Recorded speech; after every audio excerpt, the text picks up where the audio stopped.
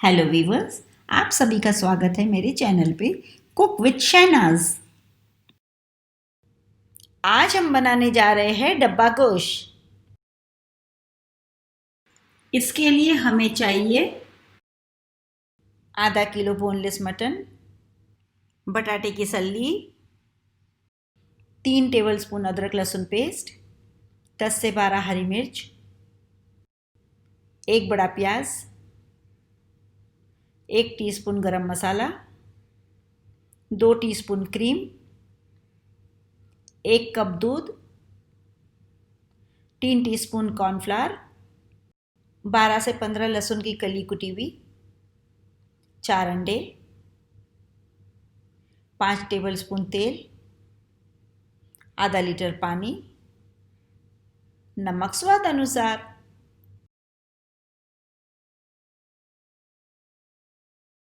अब हम एक कुकर लेंगे, चूल्हे की फ्लेम फुल रखेंगे और उसे गर्म कर लेंगे। जब कुकर अच्छे से गर्म हो जाएगा तो हम हमारे चूल्हे की फ्लेम को लो कर देंगे और इसमें हम डालेंगे मटन, अदरक लहसुन का पेस्ट, हरी मिर्ची, नमक, प्याज और पानी डाल के इसे अच्छे से मिक्स करके हम उसे 8-10 सीटी के लिए बंद करके रख देंगे। इसमें आपने देखे होंगे मैंने हरी मिर्ची और प्याज अक्खा डाला है, ना उसे काटना है और ना पीसना है। ये देखिए 8 से 10 सीटी हो चुकी है और हमारा मटन अच्छे से गल चुका है। अगर आप चिकन का इस्तेमाल कर रहे हैं तो उसे सिर्फ 1 सीटी ही दिलानी है। अब हम हमारे मटन को और मटन के सूप को अलग अलग कर लेंगे। ये काफ़ी फेमस डिश है और 2010 में मैं टीवी पे आई थी और बनाना सिखाया था मैंने सबको कि ये डिश कैसे बनती है। अब जो मटन का सूप जो बचा है उसे हम एक जार में लेंगे मिक्सर के और उसे अच्छी तरीके से पीस लेंगे। अब हम हमारे उबले हुए मटन को कुछ इस तरह श्रेड करेंगे। हमें इसे बारीक श्रेड नहीं करना है, इसे थोड़ा मोटा मोटा रखना है। आप इसमें बोन वाला मटन भी ले सकते हैं क्योंकि हमें इसको आखिरकार ऐसे ही श्रेड करना है। अब हम एक सॉस पैन लेंगे, उसमें 1 टेबलस्पून ऑयल डालेंगे और उसे अच्छी तरीके से गर्म कर लेंगे। जब तेल अच्छे से गर्म हो जाए तो हम उसमें हमारा कुटा हुआ लहसुन डालेंगे और उसे अच्छी तरीके से सौटे करेंगे स्लो फ्लेम पे। हमें लहसुन को तब तक सौटे करना है जब तक उसकी लहसुन की खुशबू ना निकल जाए।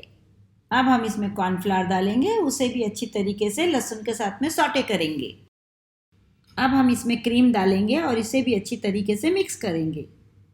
जब क्रीम अच्छे से मिक्स हो जाए तो हम इसमें थोड़ा थोड़ा करके दूध डालेंगे और उसका अच्छा सा पेस्ट बनाएंगे। ध्यान रहे कि आपकी चूल्हे की फ्लेम ये स्लो पे ही रहनी चाहिए।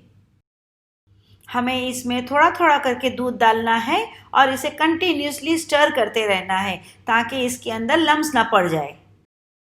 अब हम इसमें गरम मसाला डालेंगे, उसे भी अच्छी तरीके से स्टर कर लेंगे। अब हम इसमें मटन का स्टॉक डालेंगे और इसे भी अच्छी तरीके से मिक्स करेंगे। अब हम इसमें श्रेडेड मटन डालेंगे और उसे भी अच्छी तरीके से मिक्स कर लेंगे। आप इस स्टेज पे नमक को देख लीजिए, चेक कर लीजिए और अगर आपको लगे कि नमक चाहिए तो आप डाल लीजिए, क्योंकि हमने नमक उबालते वक्त डाला था तो इसलिए हमें नमक अभी डालने की ज़रूरत नहीं है। ध्यान रहे आपकी चूल्हे की फ्लेम लो ही होनी चाहिए, वरना न तो मटन और आपका ये जो सॉस है वो चिपक जाएगा। हमें मटन को कंटिन्यूसली स्टर करते जाना है जब तक कि इसकी कंसिस्टेंसी इस तरीके से ना हो जाए। अब हम चूल्हे को बंद कर देंगे। अब हम ओवन को प्री हीट करेंगे 250 डिग्री सेल्सियस पे आधा घंटे के लिए। अब हम एक स्टील का डब्बा लेंगे, उसे चारों तरफ से अंदर से ग्रीस कर लेंगे। ये डिश डब्बे में ही बनती है इसीलिए इसका नाम है डब्बा गोश्त।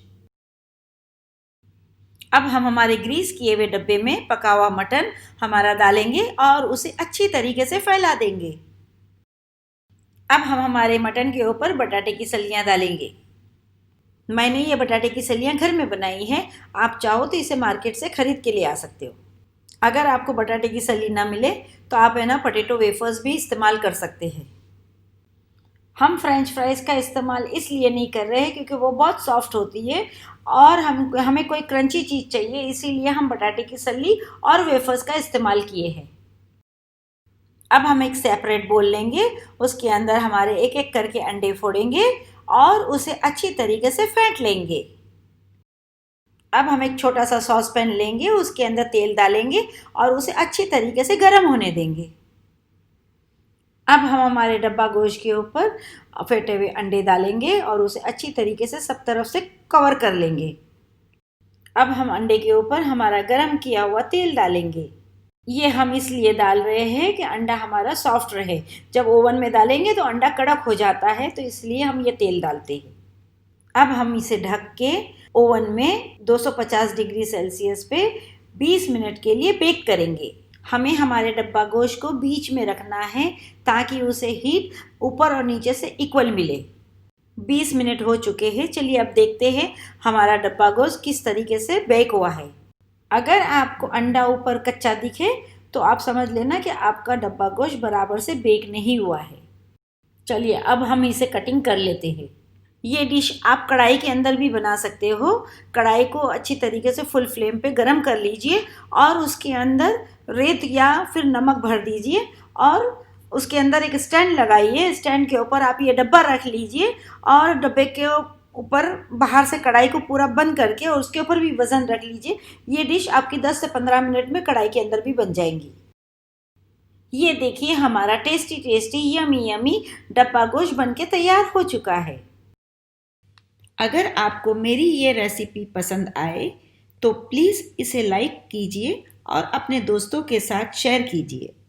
मेरे चैनल को प्लीज़ सब्सक्राइब कीजिए और बेल आइकन को क्लिक करना मत भूलिए ताकि आपको मेरी सारी रेसिपी सबसे पहले मिले। धन्यवाद।